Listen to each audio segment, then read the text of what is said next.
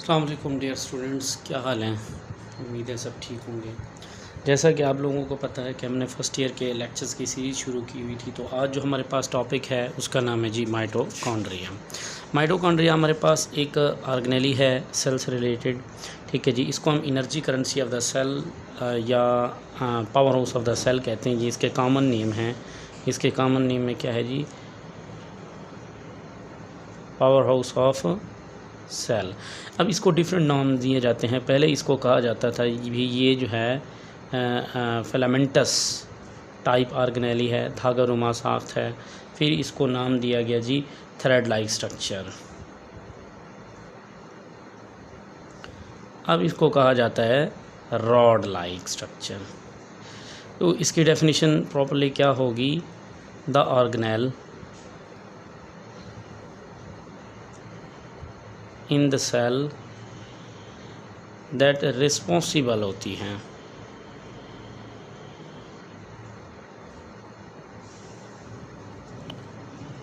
For production of energy.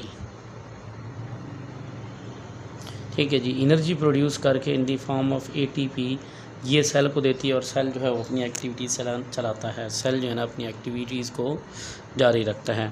अच्छा जी, अगर हम मेम्ब्रेन्स की बात करें तो हम कहते हैं कि ये डबल मेम्ब्रेनियस ऑर्गेनेली है। एक इसकी आउटर मेम्ब्रेन है जो कि काफ़ी ज़्यादा स्मूथ होती है। अब इसकी जो इनर मेम्ब्रेन है, ठीक है जी, वो इनफोल्डिंग होती है। इसके अंदर बहुत सारे फोल्ड्स पाए जाते हैं, इनफोल्डिंग होती है, जिसको हम कहते हैं क्रिस्टी। इसके स्ट्रक्चर को ड्रा करते हैं। अच्छा जी, ये है हमारे पास माइटोकॉन्ड्रिया की आउटर स्ट्रक्चर या आउटर मेम्ब्रेन इसको हम कहते हैं।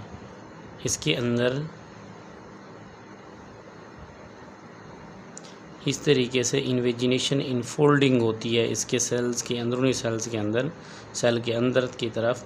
ठीक है जी, ये इनफोल्डिंग बेसिकली किस लिए होती है, ये होती है जी सेल का एरिया बढ़ाने के लिए। इसके अंदर इस तरीके से छोटे छोटे पार्टिकल्स, जिनको हम F1 पार्टिकल्स कहते हैं, ये पाए जाते हैं। स्ट्रक्चर की बात करते हैं, स्ट्रक्चर में पहली जो चीज़ आती है वो आती है मेम्ब्रेन्स। हमें मेम्ब्रेन का पता है कि इसकी मेम्ब्रेन्स जो हैं वो डबल मेम्ब्रेन हैं। मेम्ब्रेन इसकी कौन सी होती है, डबल। अच्छा जी, ये इसकी आउटर मेम्ब्रेन हो जाती है और आउटर और इनर के दरमियान में थोड़ी सी इनके बीच में स्पेस होती है और ये वाली जो है ये हो जाती है इनर स्पेस।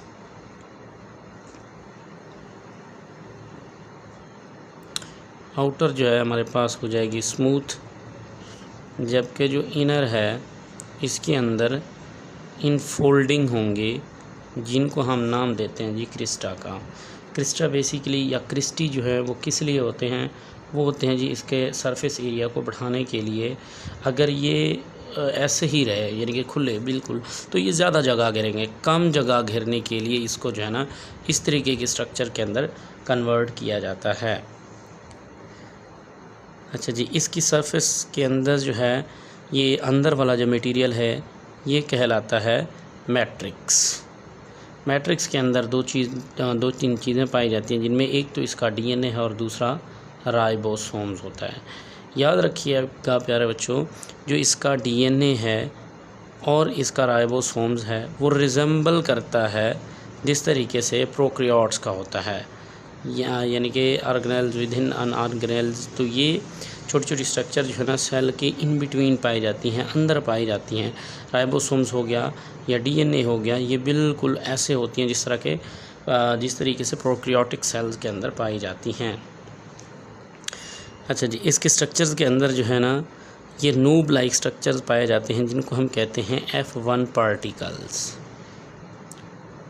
ये F1 पार्टिकल दरअसल क्या हैं, ये F1 पार्टिकल जो है ना ये मॉलिक्यूल्स हैं ATPs सिंथेज के, यानी कि इसका जो मेन काम है ATP प्रोडक्शन करना। तो ATP प्रोडक्शन कौन करवाता है, ये इनर मेम्ब्रेन्स के अंदर जो पड़े वाले ये छोटे छोटे सेल्स हैं, जिनको हम F1 पार्टिकल कहते हैं, ये करवाते हैं। उसकी वजह क्या है, क्योंकि पहले जो है ना हम अगर रेस्पिरेशन की बात करें तो पहले होती है ग्लाइकोलाइसिस, ग्लूकोज जो है वो साइटोप्लाज्म के अंदर टूटता है, साइटोप्लाज्म के अंदर ये 2 हिस्सों में कन्वर्ट हो जाता है। अब ये ऑर्गेनेली है माइटोकॉन्ड्रिया। ग्लूकोज जो है वो यहाँ पे स्प्लिट होकर पायरुविक एसिड की सूरत में ये यहाँ पे आएगा। पहले ये इनर मेम्ब्रेन को क्रॉस करेगा, आउटर मेम्ब्रेन को। अब ये जो आउटर मेम्ब्रेन है ये थोड़ी थोड़ी पोरस होती है, यानी कि ये चंद मॉलिक्यूल्स को अपने आप में से गुजरने देती है। तो मॉलिक्यूल्स यहाँ से गुजर कर इनर और आउटर के दरमियान में, ठीक है जी, ग्लाइकोलाइसिस का अमल होता है। ग्लाइकोलाइसिस बल्कि क्रेब्स साइकिल, एक साइकिल चलता है एरोबिक रेस्पिरेशन, जिसको हम क्या कहते हैं जी, क्रेब्स साइकिल। अब क्रेब्स साइकिल के नतीजे में क्या होता है कि बहुत सारे मॉलिक्यूल्स बनते हैं। अब वो हाई एनर्जी मॉलिक्यूल होते हैं, जिस तरह से हम कह देंगे कुछ मॉलिक्यूल्स ATP के बनते हैं, NADH हैं। इसी तरीके से हमारे पास FADH2 हैं। ये मॉलिक्यूल्स बनते हैं क्रेब्स साइकिल के दौरान, ठीक है जी।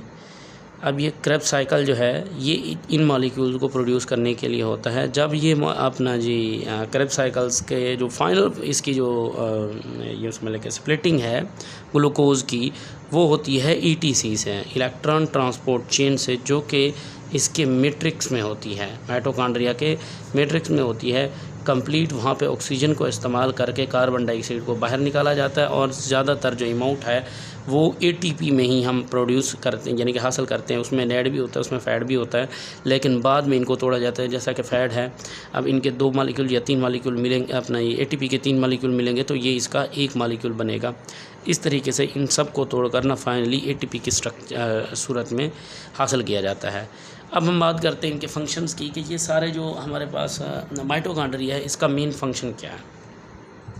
इसका मेन फंक्शन है जी, जो हमें ग्लूकोज दिया जाता है, ठीक है जी, ग्लूकोज को तोड़ा जाता है पायरुविक एसिड के अंदर। अब पायरुविक एसिड से ये दाखिल होगा 3 चीज़ें जो है वो हमारे इसके अंदर होंगी माइटोकॉन्ड्रिया के अंदर। माइटोकॉन्ड्रिया के अंदर जो पहली चीज़ होगी वो होगी क्रेब साइकिल। क्रेब साइकिल के नतीजे में इससे ATP NADPH बनाएंगे, और उसके बाद फाइनली चलेगी electron transport chain. Electron transport chain के नतीजे में ये हमें प्रोड्यूस करके देगा ATP। जितनी ज़्यादा, ठीक है जी, हमारे पास माइटोकॉन्ड्रिया की तादाद होगी उतनी ज़्यादा ATP प्रोड्यूस होंगे। अब इसी बेस के ऊपर हम लिखते हैं जी नंबर ऑफ़ माइटोकॉन्ड्रिया। हमारे पास जो डिफरेंट टाइप्स के आर्गन या सेल टिश्यू होते हैं उसमें माइटोकॉन्ड्रिया की तादाद जो है ना वेरी करती है। मैं आपको छोटी सी मिसाल देता हूँ कि एक बंदा है जो इंडोर काम करता है, उसके अंदर एनर्जी की डिमांड कम है, तो उसके अंदर जो बाइसेप ट्राइसेप मसल्स हैं वो इतनी मोटे ताज़े नहीं होते और ना ही सख्त होते हैं इंडोर काम करने वाले के बंदे की। इसमें जो माइटोकॉन्ड्रिया की तादाद है वो लेस होती है। जो लेबर है, मज़दूर है, ठीक है जी, जो आउटडोर काम करता है, जो मेहनत मुशक्क़त करता है, उसके जो बाइसेप ट्राइसेप मसल्स हैं वो भी ज़्यादा स्ट्रॉन्ग होंगे, मोटे होंगे, और उनके अंदर इनकी जो तादाद है माइटोकॉन्ड्रिया की वो भी ज़्यादा होगी, क्योंकि उनको काम करने के लिए एनर्जी की ज़रूरत पड़ती है, और जितनी ज़्यादा एनर्जी की ज़रूरत पड़ेगी उतनी माइटोकॉन्ड्रिया ज़्यादा होंगे।